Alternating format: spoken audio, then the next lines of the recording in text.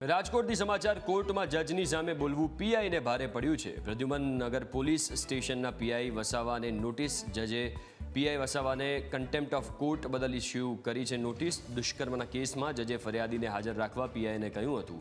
જજ પીજે તમાકુવાલાએ પીઆઈને ફરિયાદીને હાજર રાખવા કહ્યું હતું। પીઆઈએ જજને કહ્યું હતું કે હું પીઆઈ છું, સમન્સ આપવા થોડી જાઉં। સરકારી વકીલ મુકેશ પીપળિયાએ જજને ઓડિયો રેકોર્ડિંગના પુરાવા આપતા તાત્કાલિક પીઆઈ વિરુદ્ધ નોટિસ ઇસ્યુ કરાઈ છે। વધુ વિગતો સાથે સંવાદદાતા ઋષિ ફોનલાઈન ઉપર જોડાયા છે। ઋષિ, આખો મામલો શું છે એ સમજાવો। પ્રદ્યુમન નગર પોલીસ સ્ટેશનના પીઆઈ વસાવા જ્યારે જજ સમક્ષ હાજર થયા હતા એક રેપ કેસમાં, જજે સ્પષ્ટ ભાષામાં તેમને કહ્યું હતું, એટલે કે જજ પીજે તમાકુવાલાએ તેમને કહ્યું હતું કે ફરિયાદીને પોતે હાજર રાખવું। પીઆઈનો અહમ ગવાણો હતો। પીઆઈએ બાદમાં સરકારી વકીલ મુકેશ પીપળિયાને ફોન કરીને જણાવ્યું હતું કે હું તો પીઆઈ છું, હું શા માટે સમન્સ બજાવું।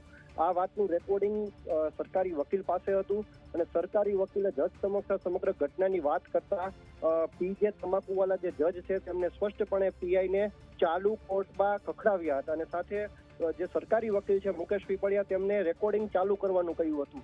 જજે આખું રેકોર્ડિંગ સાંભળ્યું, તેમાં પીઆઈ સ્પષ્ટપણે જજની ટીકા કરતા જોવા મળે છે। જજની ટીકા કરવા બદલ અને સાથે જ કોર્ટનું ઉલ્લંઘન કરવા બદલ, તેના આદેશનું ઉલ્લંઘન કરવા બદલ હાલ તેમને નોટિસ ફટકારવામાં આવી છે। કોર્ટ ઓફ કન્ટેમ્પ્ટની આ નોટિસ છે।